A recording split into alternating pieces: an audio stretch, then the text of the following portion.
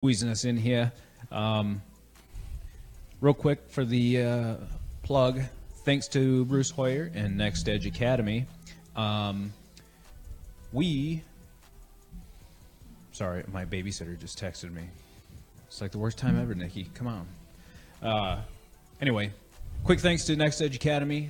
Check them out down here on 8th in Indiana. Great facility run by Bruce Hoyer, a fantastic Brazilian Jiu-Jitsu practitioner.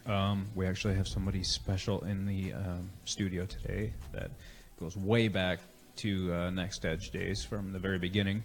But if you want to come check it out, you can go to www.nextedgeacademy.com. You get a 14-day free trial. And Bruce, correct me if I'm wrong. You also, if you're a civil service employee, fire, EMS, anything like that, PD, you get a 10% discount. Is that what I read correctly? 10%. And you know what's funny about this? I think your guest today has had more time streaming live with me on podcast land than you. So, well, that's good. Yeah, he's primed and ready. I'm pretty excited for him, actually. So today, this is a Veteran Day special. He is he's probably the softest hard ass I ever met in my life. He's a really good guy. The first day I ever met him, he trained me well, but he chipped my tooth, but he welcomed me with open arms nonetheless. Got Deputy Secretary Aaron Pollard. He works for the State Department of Veteran Affairs. He's a U.S. Army veteran and does a lot around here for the state. He's also a coach, dad, husband, and probably I'd like to say he's my brother. In the end, we fight like brothers, make fun of each other like brothers. But occasionally we do. I don't know when I'm supposed to talk, so I'm just. No, you can get in whenever you want. I'm just hanging out. I do have a question though. Yeah, what's up, man? Is that 14 days, 14 business days, or 14 calendar days? I turned off my mic already. I was calling it a day. It is, in fact, 14 calendar days. I can't go past that. I mean, this place would be done. Well, that's a heck of a deal. So I just wanted to see if it was 14 calendar or 14 business days. So yeah, I mean, either way, it's a heck of a deal. Well, thanks for the clarification, Mr. Hoare. I appreciate it. Thank you for asking that question. That's sir. a good question. That's why Aaron's in charge of stuff and I'm not. But Aaron and I go way back when basically I first started doing mixed martial arts and jiu-jitsu and all that fun stuff. That was right when I met Bruce and John Aarons, but Aaron and I partnered up, and this is one of my favorite stories to tell, is Aaron looked at me and said, I'm going to come right down the pipe, and I'm going to throw one punch after the other. Just go ahead and parry him, so when you're up, you just bat it out of the way. But I'm not slowing down. Got it? And I'm like, okay. And then he came one after another. It was going pretty good, and then he hit me in the face, and I'm like, oh, geez. Hey, he got me. Bam. Here comes another one. I'm like, wait, he's not stopping. Bam. And I think I got it 3 or 4 times. And it was slow motion. I was just being stupid and thinking that this actual training stuff is pretend. Well, it was good. It was good times, though, right? I mean, yeah, it was good times. And then I spit out a part of my tooth, and then we've been in love ever since.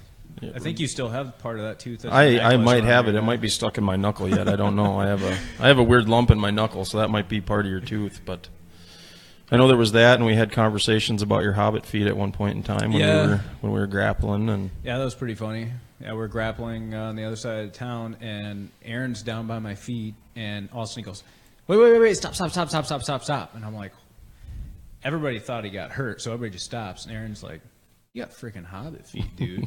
So then next thing I know, everybody's standing around me looking at my staring hobbit at your pretty feet, right? Saying, oh, yeah, look at his feet. Check them out.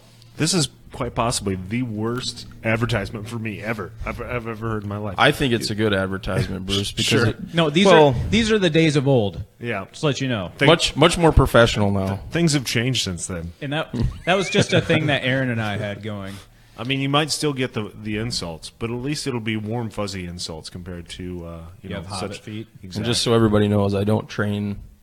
I'm not a trainer anymore, so you don't have to worry about me. So I don't think anybody's getting their teeth chipped or anything anymore. So you're probably going to be okay. To be fair, that was probably more my accident because I just looked around and didn't know what I was doing. So yeah, Bruce is absolutely right, though. This place is it's a warm and fuzzy environment. Aaron and I definitely have a thing. It's quite funny. Basically, what Cole's saying is they got rid of the riffraff, and now it's just... That's not true at all. That's completely false information. This is, I don't know, false facts. Alternative truths. All right. Can I drink coffee on camera? Man. We're going to do whatever you want. Good. Consummate professional. So this is America. You can do whatever you want. This is America. So, best country in the land. Also, we'd like to welcome Mr. Colin J. Pollard. He's over there in the corner, just doing his thing with his hockey flow, but he didn't want to be on mic today, so we're just going to kind of let the little guy be. But you want on there, Colin? There you are, buddy. Say what's up. Give the... Just say hi, Cole J. Step up to the mic and say... Step up to the mic. Hi. What are you doing this... What are you doing this year for hockey? Like, what position are you playing? Goalie? Step up to the mic, buddy, when you talk. Goalie. Goalie? You like being in that net, huh? Yeah. But you're so good outside the net, too. You're teasing me out there, man. All right, buddy. We'll let you not be on the spot, but I appreciate you being here. It's good to see you. I love you. And he's the better-looking Pollard in the room, so as much camera time as I can get him, I think we're going to be okay. He's probably the best-looking guy in the room. Probably. Look at him over there. All right, man. Well, as I said, today was kind of more of a Veteran Day special. I wanted to have you on the show anyway, just because you and I always have lots of fun, interesting conversations. Sure. And I know, like I said, we're not going to get too be deep into military and all that stuff, but just wanted to kind of have you touch about some of the stuff that you and your department's working on, and basically what the South Dakota Department of Veteran Affairs is, because I know a lot of people get you guys confused of what the DAV is and what the VA is, and what you guys do with that. Sure. So, essentially, I don't want to say we're exactly like the DAV or the PVA, but I think that the missions of all those service organizations, DAV, PVA, VFW, American Legion, Military Order of the Purple Heart, Vietnam Veterans of America, essentially all of our missions are the same. And the mission is to ensure that, veterans and their family members are cared for and taken care of and receive the benefits that they're entitled to and that they've earned through their service to the country. Yeah. It's a small fraternity of people, kind of like the paramedic field or the police field, or it's a small fraternity, and even though we have women serving now, we still call it a brotherhood, and it's a small brotherhood, and we just want to make sure that everybody is properly cared for. So yeah, including their families. I know just through networking through you and Regina and everybody, it's been a part of your guys' organization and Larry and whatnot, hearing some of the stories with that stuff. There's a lot of really good stuff, and there's a lot of programs out there that a lot of veterans don't even know that they have available to them, or their families for that matter. Right. And then they think, once the families are done and gone or whatever's happened, they do have those survivor benefits and other things. So well, and there's a lot out there, and that's why it's important to know that there are resources available. Obviously, I'm always going to say the South Dakota Department of Veterans Affairs is willing to help anybody, and we are willing to help anybody. You don't have to be from South Dakota. You don't have to be the veteran. You could be the wife or the child or whatever. But the other organizations are out there too, and they do the same thing. So not, they don't necessarily align with each other because every organization is a little bit different. But again, essentially the mission's the same. Just take care of veterans and their families, and do that in the best way that you can. So yeah, and that's our Voices for Veteran is our banner. Voices for Veterans is our banner through the South Dakota Department of Veterans Affairs, and that's what we attempt to do, is just be the voices for veterans and make sure their voices are heard and that sure they get what they have coming to them. So no, it's pretty great. I've had the privilege of being, getting being a part of some of the relationships that you guys had through your office, and a couple of those veterans actually that that we've helped out or done a few things through, or you've called me up. I'm always happy to help.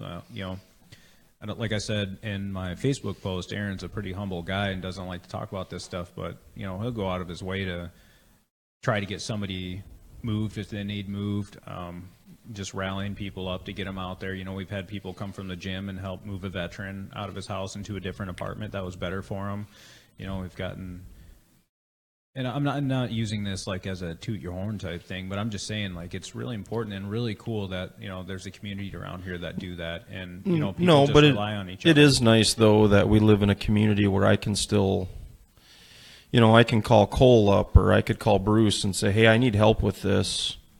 What can you do for me? And I think in that instance where we helped that gentleman move, we had 10 people that 10 people took time out of their lives just to step up to help somebody who they'd never met before, and odds are they'll probably never see again. But you took 2-3 hours out of your life, and you helped somebody, and in this instance it just happened to be a veteran, but that's what people should take away from anything, is if somebody needs help and you can help them, why not help them? Right. So and I'm always just appreciative of the fact that I know I can reach out to you, even though me and Bruce don't, we don't talk every day anymore, but I'm sure if I reached out to Bruce and needed something, he'd probably be right there to help me with whatever I needed to. So yeah, without a doubt. And that's something I've preached before on the shows, that is probably one of the best things about the Midwest, is that there are a lot of people around here that are willing to do those types of things. And I think that's goes to show the best type of community that we have around here. There are people that you don't see for months at a time, and you can go out and talk to them again like you just saw them yesterday. Or if you need something, you can just ring them up on the phone. It's no problem at all. Regina always talks about typical American stuff where it's like, oh, give me a call sometime, do it. And then you never hear from them ever again. I think that's probably a bigger city thing, but I would say around here people are really good. Like, hey, give me a call if you need anything. And I've had my car break down at 2 a.m. in Chamberlain, and one of my childhood friends and his girlfriend drove in the middle of the night, come pick us up. We got our car towed to Mitchell, and then I left it there, and then got a ticket a long time ago, and I just donated that to the state. Thank you. Yeah. So, but that was just the type of people. They got up 2 a.m. without even questioning it and coming to help out. And just, one of my colleagues, Brian, he's really, really good about that stuff too. It drops everything just to help people out, and you don't even really hear about it. I could just keep naming names and name instances. So I think that's pretty sweet. And I think there's a lot of good organizations that are around here that do a lot of those things as well on top years. But I was going to say, not to get too sappy or anything, but I think it's important. One of my sons is sitting over here, and they need those. Kids these days, they need those examples, right? Where it might be a little bit of an inconvenience, or it might take a couple hours out of your day, but if somebody needs help, you help them, and you just want to provide those examples for the younger generations and everything, so that they can carry the torch when we're too old and fat to help move people and for sure do those things. So, well, that's what community is about, that type of thing, and I think that's what's important about your guys' organization as well. That you guys are advocating for one another and standing up for some of the people that aren't willing to stand up for themselves either. So, well, and it's a lot about and Secretary Zimmerman, who 2 of his big keystones are educate and make aware. Mm-hmm. So that's what we, as a department, on top of everything else that we do, is we try to educate and make aware. And I can segue into that. I can segue that into one of the projects that we have right now that we're working on. That, excuse me, it's called South Dakota Joining Forces, and what our attempt is that while we might have a strong veteran presence in Sioux Falls, South Dakota, and we might have, or strong veteran /VA / that community that we talked about, or we out in Rapid City where you have a strong presence, the need might not be there as much, but with South Dakota joining forces, what we're trying to do is go into these smaller communities that maybe doesn't have such a footprint by the VA or a footprint by veteran service organizations, and try to collaborate efforts with the community and say, okay, community, what do the veterans in your communities need, and how can we help you to coordinate those needs for those veterans? So that's one of the major projects that we have right now that we're working on. So that's pretty great. Is that something that's live now, or is still in the process of trying to get it going, or is it kind of campaigning? Well, it is live, but we had to restructure a little bit. Originally, we had a contract that we were paying somebody to do it with, and that contract had expired, and we opted to absorb that within our department. So now one of my employees has taken the helm, and she's getting it out and getting it going and making it her own. So yes, we are up and running, but we're not up and running as fast as we'd like to be at, and that's through no fault of her own or our own. It's just those things take time.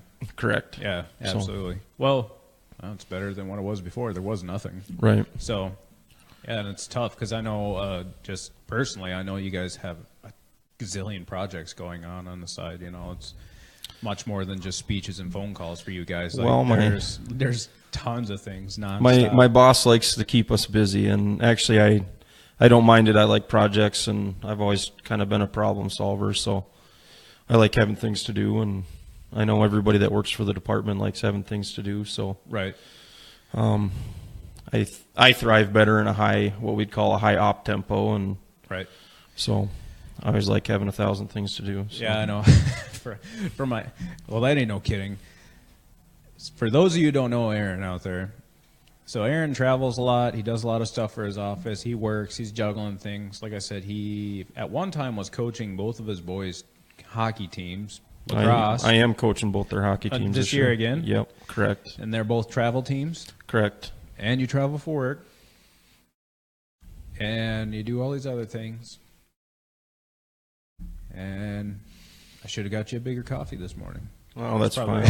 I'll be all right. Otherwise, I'll have to take 6 bathroom breaks. So, you know what they say, though, idle hands. Yeah, for sure. And that's where I think I've gotten better about doing those things. And I want to congratulate you on the progress you've made too. It's been watching you make this journey in the last year as far as the weight loss and everything. I mean, yeah, man. Well, it's been pretty amazing to watch. You guys are a big part of that. I don't know. I had a lot of my own inspiration. I had my own people I had to go off of, and for far too long, I think I was too scared to do that stuff on my own and take my own accountability. And once I finally you had to get out of your own way. Yeah, once I got out of my head and got my shit together, if you will, and I knew that what I was going to do isn't a very popular thing, but I knew deep down it was something I had to try and do, and I had to go after. And it was almost good that I had people not really sure about it, because it gave me like, well, shit, I cannot fail at this. Like, well, and I'm not going to let I'm going to prove you wrong. Yeah, exactly. Yep. It's kind of that grittiness, that we all kind of have for one another. It's, sure. I always appreciate that. I see you got the American flag up there, but I was kind of hoping you'd put a heart. I'll put a heart up there. I put a cheesy American flag up there, but that's one of the best things I've ever seen is Aaron and I.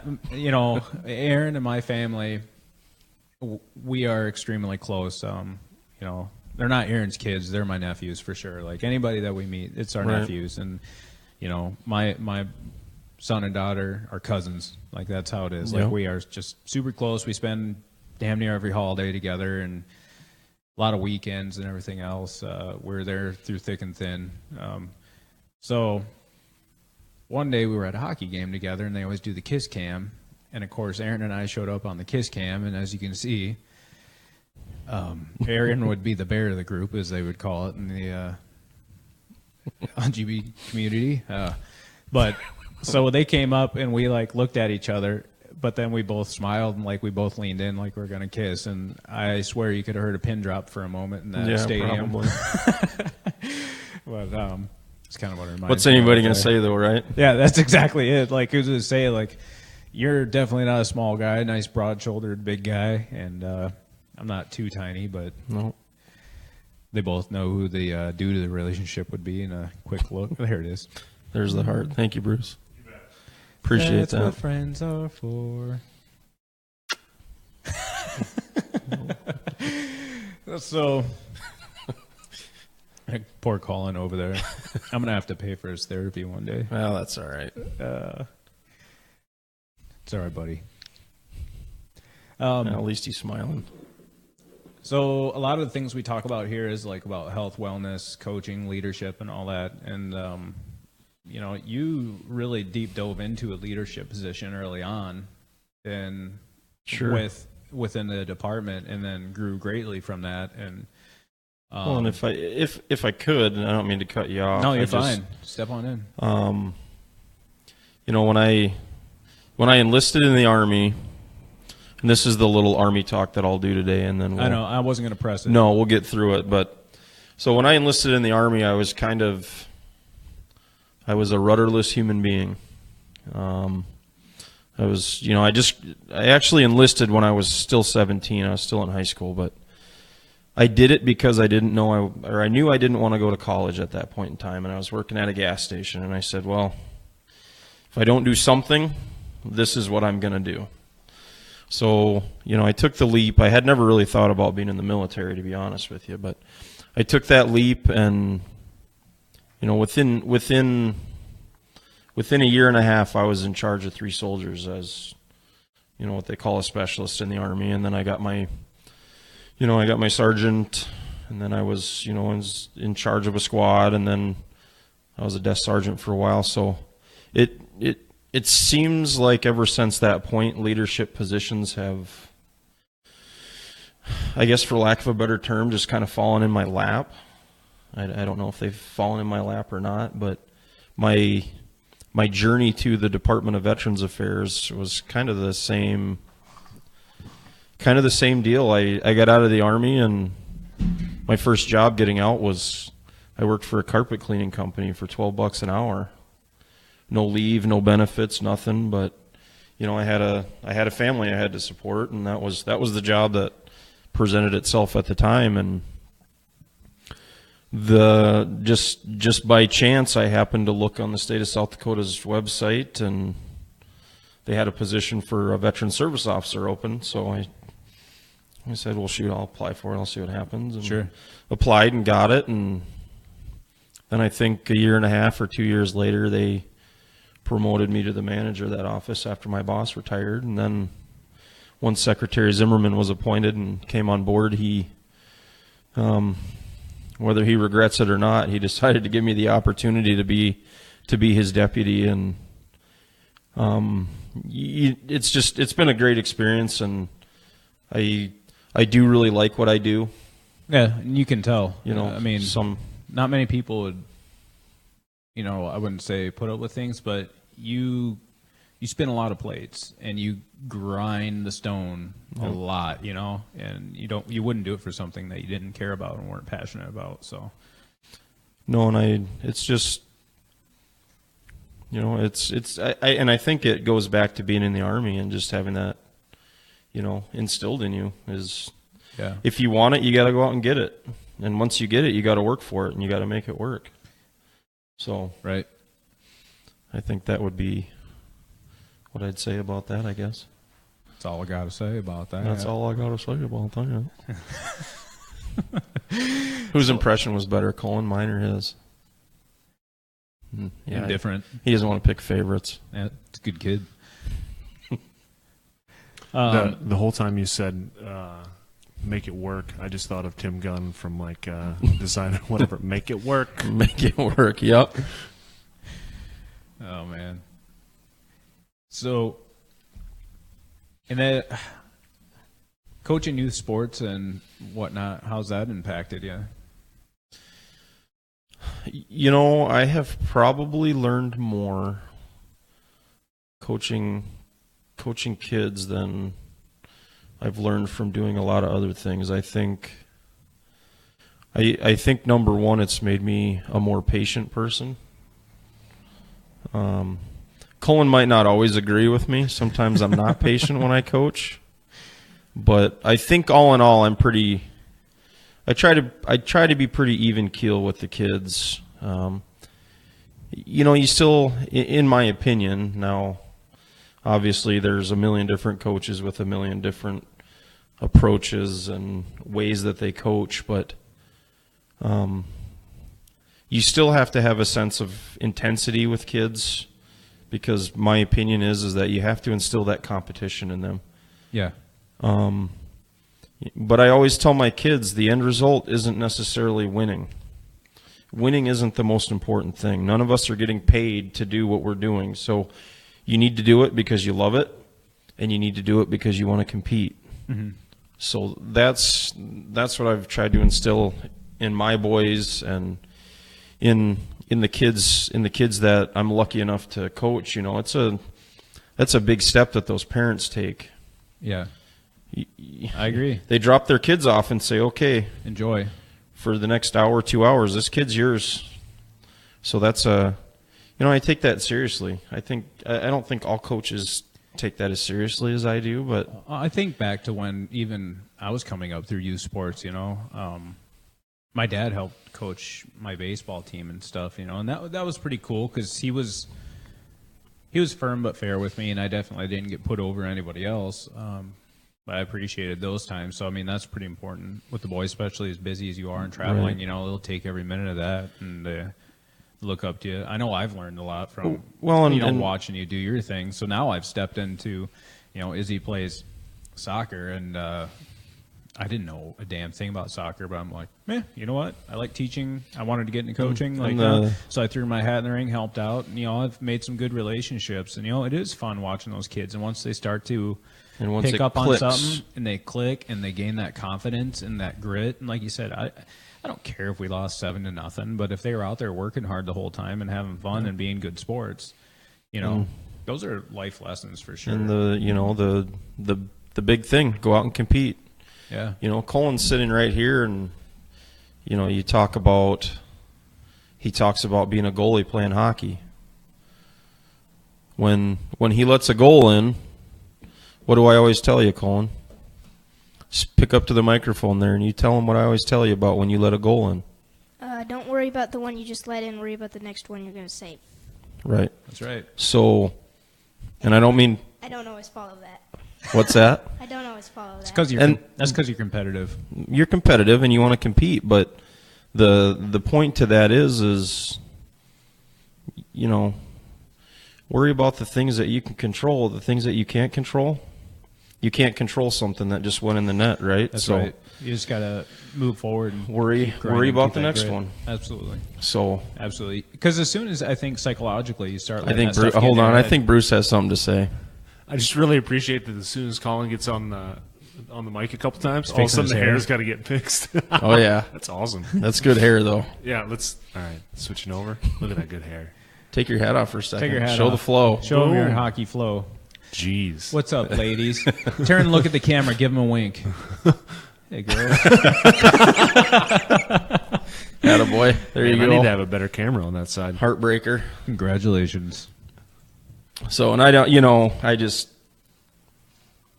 it's just, I don't know, it's just important to me, like I talked about earlier, with instilling that in kids as far as, be willing to help out, be willing to do this.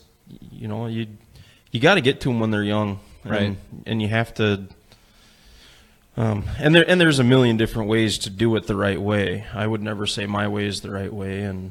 Well, everybody has a different style. I mean, that's what's great. I mean, if everything was exactly the same, it'd just be it'd all be a bunch of boring robots. Yeah, exactly. We're all going to do things a little bit different with each other, but we're also going to learn from each other as we do those things differently. Right. Like I said, I've learned a little bit about coaching style from watching you and going to a lot of the boys' games. I've signed up with the USA Hockey to help coach Liam's stuff coming up because I'm like, hey, you know what? Something I like, something I enjoy. I want to keep doing that, and I'm going to start helping out with Izzy's stuff coming up as well. Well, but it's fun to connect with the kids and even the parents. They come up and like, even though I had no idea what the hell I was doing out there for soccer, I'm just like, don't use your hands.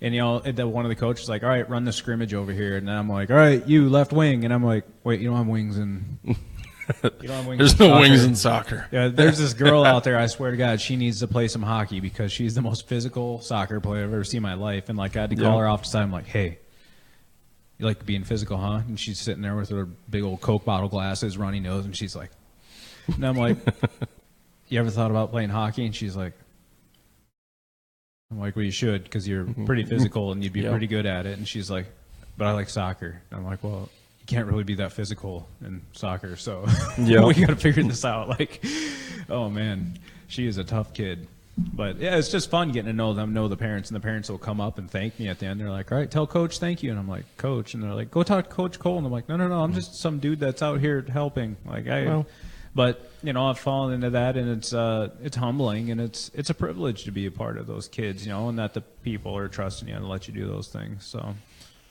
well, it's just good. And at the end of the day, I get to spend more time with my boys. So yeah, for sure. You know, it's stuff to always take with you. Like, Bruce, how's something I forgot, like in the opening promo that I stammered and stumbled through like an idiot and didn't do Bruce any justice for his business, but I can assure you it is a great place down here. With I know you've been going strong now for a little over a year, haven't you, with your kids' Brazilian Jiu-Jitsu program? Yes, sir. It's going really well. Yeah, I think it is. I enjoy it. The nice thing is that I think almost all the kids also have their parents that will come in and do it, and so that helps out a ton just because I think not only are the kids learning, but the parents are learning as well, and I think it also, I don't know, like you said, it gives you a little bit more time to go with your kids rather than just drop them off somewhere. And it creates that bond, and it's super interesting. I mean, Brazilian Jiu-Jitsu is out there, but people really don't know exactly what it is. Like, they're like, oh, well, and let's be honest with one another here. I mean, we're all friends in this room. Bruce is a 6'5" kid. Yeah, for sure. That's so I mean, if equal parts, maybe kid and grandma. Yeah, which is awkward. Elephant in the room. Bruce is a big kid. Yeah, that's the one thing. Like, I would say my downfall is the fact that I'm slowly learning to be more of an assertive role, and that's probably because of the fact that I've in fact not been a parent, you know, so I get these kids for like an hour or two, so I get to be the cool kid, but I've slowly had to learn the fact that I also need to be a little bit of an authoritarian, which is weird too, because like the kids that have been with me for a year now, I'll switch it over to here. So they're like, wait, what? Yeah, that's the odd part where they're like, what? Who's this guy? What's that stern voice for, sir? Is he serious? But, yeah. I remember having that problem actually myself. Like, one day I was goofing around, and finally you're like, no, Cole. And I was like, oh, come on, Bruce. I'm like, oh, no, he's serious. Like, I've known him for years, and he's never yelled at me. And, like, I finally pushed him. I broke him. It's been so far less, though, than in the last, like, 2 years. I don't know. I think I'm getting old. But than it has been in the past. So that's good. But like I said, I'm slowly learning that towards kids, because otherwise it was just all, you know, trying to have fun and go crazy. I agree with you. I struggled with the same thing when I first started doing soccer stuff, like towards the end of the season when I started understanding the game and strategy a lot more, which I actually have a lot more appreciation for the game, where I'm just like, so it's not just a bunch of men and women falling over on the field trying to fake an injury. You know, like, Colin's over laughing. He's like, no, it still is. Well, I think kids crave structure too. Yeah. And I think that's what's missing with a lot of kids nowadays, is just they don't have as much of a structure in their lives as kids used to historically. So I think the sports are good because they instill a sense of structure, and if you do it the right way, it can really have some positive outcomes. And I think that's probably one of the best things, too, about being a leader. Like you said, you learn as much, it's cliche, but you learn as much from them as they do from you, because for myself personally, you know, I learned a lot about grit from yourself, and, going to your classes and doing that, like I joked about getting my tooth broke, but like Aaron was there to like teach and really get people to learn and just, push beyond the limits that they thought they were. And, Bruce does the same thing with his jiu-jitsu, that you're just doing stuff and you're like, well, there's no way I can do that. But they know that you can do it. You just got to put in the time and effort to do it and figure it out. And they figure out the different ways to reach yourself. So that's kind of one of the challenges I had, because I would have a certain kid like Brinley, who I swear to God could be an Olympic sprinter already, and she's only 8 years old. And then I got somebody else who's like my daughter, who loves soccer, but she also loves the social part of it, where she just loves standing in the middle of the field and just waving at all of her friends and seeing what's going on. But trying to figure out what motivates them differently is like super fun. And I don't care, if they're the first or last. I just want them to work all the way through and show them that they can start to finish and get a little better every time. Yeah, and that's something.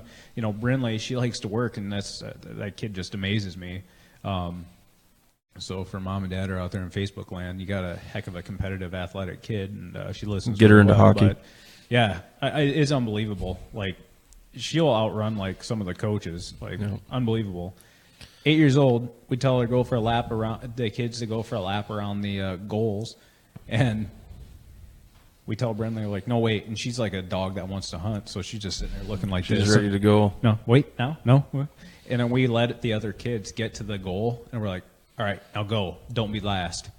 That kid took off and beat the entire pack, and she was the first one across the line. It was just phenomenal. Like, I couldn't even believe it. But it was good for her, because like the other kids were like, oh God, Brindley started later, and I was like, we got to try to keep up with her. So, well, and kids can be very humbling too. I had a 13-year-old humble me in practice the other night. So he's a bigger kid, and I thought, well, instead of him going against all the littler guys, I'm gonna get in there and get with him. And I tried to pin him against the boards, and he didn't get pinned, and he beat me. And there I wasn't catching him, and it's awesome. It's good. It's humbling too that you get in there and you realize, but that pushes them, and they realize what they're capable of too. Because he saw a 250-pound man coming at him. He could have just shut down, but he did what he needed to do, and he figured it out. So it's humbling to. That's one of my to realize too. One of my favorite things about Aiden, though, is like Aiden's always consistently been the shortest kid out there. Right. But man, oh man, he's the last one standing in that pile, shoving and getting in there and getting after it. And he'll definitely get after it. He's like the sweetest kid ever too. But then as soon as you get in compete mode, he's just got the. Colin, would you agree that Aiden's the sweetest kid ever? No. Well, that's because you guys fight like brothers. And I don't know if Aiden's listening or not, but. Well, and he's gone since he started. He didn't. Like, the first team he made, I think, was C. And then every year he got a step better. And even this year, he said one of his friends that he would come over and hit somebody, and then he would come over and say, hey, good job. And I just thought he's gotten a lot better since he started. Yep. And I think a lot of that has been you. And well, but at the end of the day, you can have 1,000 coaches out there, but at the end of the day, it's up to you guys. And I've told you that, and it's the hard work is up to you. And and that's one of the thing about both of my boys. And I don't want to make this a talk about my kids sloppy special, but they put the work in, and they do. And it shows. And even when they're training down with Matt and Annie down at Forged, I mean. They get in there and they put the work in and they take it seriously. They have fun. Mm-hmm. And again, it always has to be fun. When you coach kids, no matter what, I don't care what you're doing. Number one, it's got to be fun. Right. And sometimes it won't be fun because, last night we didn't have a very fun practice because I don't know if it was the 3-day weekend or what it was, but I think all the kids were thinking about butterflies and gumdrops. I don't know what it was, but we just weren't real tuned in last night. But at the end of the day, you still want it to be fun. Yeah. So I think that comes in with a good debriefing at the end. It would be like, hey, here's why we had to go. Well, and we stopped a couple times and we talked, and we all just came to the realization that we were all just kind of in a funk last night, and we'll just be better next time. And that's Yeah. Again, I'll keep repeating the same things, but it's just be better. You can always be better as a coach, just like you can always be better as a player. So, the minute you stop learning, you're looking up at the grass instead of down at it. So I was never really into sports that much growing up. I mean, I was a little bit. I was in taekwondo and baseball, and I was a pretty competitive baseball player in California. But when I came to South Dakota, that's when it all just kind of fell apart because I was the new kid once again and wasn't really sure and was going through that whole adolescence transition and trying to fit in. And yeah, that's always fun, isn't it? yeah, going and trying to get involved with people that you didn't really know all that well. And, I was an awkward kid too, so I mean, I don't blame them for singling me out. I didn't know what the hell I wanted to do or where, and I was like constantly trying to impress people because that's all I've ever known. But, eventually as I kept going through that stuff, and then now I'm trying to teach my kids, like, it's okay. You don't have to have everybody like you. You can do what you got to do, and as long as you're a decent person, people will come around, right. And they'll do what you can. And like that's when I started becoming more popular, and people started liking me. Is when I stopped caring about being popular and people caring about me, because all of a sudden I wasn't trying so hard, and people were like, "Oh, we like genuine," and I'm like, "Oh, okay, that makes sense." Oh, turns out Cole's okay. Yeah, he's not an idiot. He's not great, but he's okay. Yeah, it's true. I'm okay. We still don't I'm know okay, about. We don't know about Bruce yet. We're still trying to figure him out. But Questionable figure. Yep. But he makes some damn good pies. That's true. I'm looking forward to some holiday pies. I'm also a weird man in the fact that Chad Damon, one of the guys from the gym, super nice guy, got me like recipe books and a bunch of stuff to help make pies, which was cool, but also odd to give to another man. I don't know. Yep. Last Christmas though, 2017, I guess. I just shared the photo of us when he gave you your Christmas gift last year and surprised you with that. You got your baker's apron with the little baker. Oh yeah, Don's special. Yeah, that thing was Brucey amazing. Crocker. Yeah, Brucey Crocker. The Colecast, everybody. The Colecast just went south. No. A lot of tantalizing pie talk. There's a lot of good pie talk, people. Who doesn't like pie? I don't like pie. Yeah, that's probably true. You just slapped America in the face, sir. And I don't did. care I how did. patriotic you are. I did not. Hey, I'm not a pie eater. I apologize. I'm sorry, America. If it's maybe like a chicken pot pie, like some Oh, sort of well, meat pie, that's different. It's got meat in it, so that's a different I story. just wanted to know where you're. It being that November is also, the Veteran Day's holiday and Thanksgiving, all those things. It's also cancer awareness and Movember, prostate awareness. Mr. Pollard here, he doesn't know it, but we surprised him with a surprise on-camera prostate inspection. Oh, cool. Jeez. I don't think he's that excited about it. No, that was something I was thinking about. Yeah, look at My son looks mortified. He's in fear over What's a here. prostate? I don't know if I should do that, but regardless, there is cancer awareness out there for the men out there. I know they got No Shave November. Aaron hasn't shaved in years. It's been a lot of Novembers. Yeah. Did you see my Secretary Zimmerman put up the picture of the Christmas tree on the Capitol steps? And it was laid over, and he's like, "Oh, they're getting it ready," and he didn't say anything about the tree. And then somebody's like, "Oh," and I'm like, "Oh, did Deputy Secretary leave his beard on the stairs again?" Yeah, exactly. Yeah. So. I did. We forgot one thing I should probably do is wish the Marine Corps a happy birthday. Oh yeah, was it today? 242 today? Yeah, I think so. I don't know how old they are, but we should wish the Marine Corps a happy birthday. So You happy betcha. birthday, Marines. Know a few good Marines out there. There's a couple. Yeah. Man, I regret. That's one of my things. I always tried to get in the military. I couldn't, and I wasn't ready for it. And then I got into shape finally, and I started talking to recruiters. And then we started going through my stuff, and they're like, "Dude, I could probably help you get through MEPS, but I don't think we can get through everything." And I was like, "Oh, Yeah. but I'm the best that I've ever been. Give a guy a chance." But Yeah, but they're looking out for me, so I appreciate it. well, and the thing you have to recognize, Cole, is everybody gives back in their own way. Yeah. And you've done a lot with the paramedics, and even when you worked in Sanford Hospital as you're an emergency room technician, or Yeah.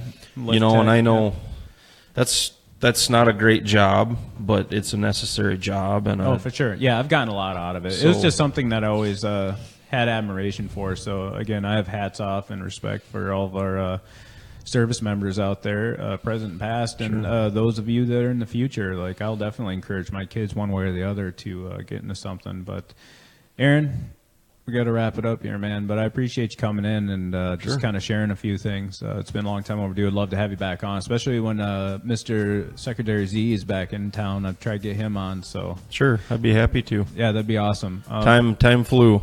It did. It goes quick in here. But Bruce, thank you again about this community stuff. I haven't seen Bruce in a few months, but just like that, call him up. He sets up the studio and gets things ordered and works his whole day around me. So I really appreciate that. And Cole J, thanks for being on, buddy. You can come on anytime too. So till then, thank you, ladies and gentlemen. Happy birthday, Marines. And 241, by the way. 241? No, yeah, 241.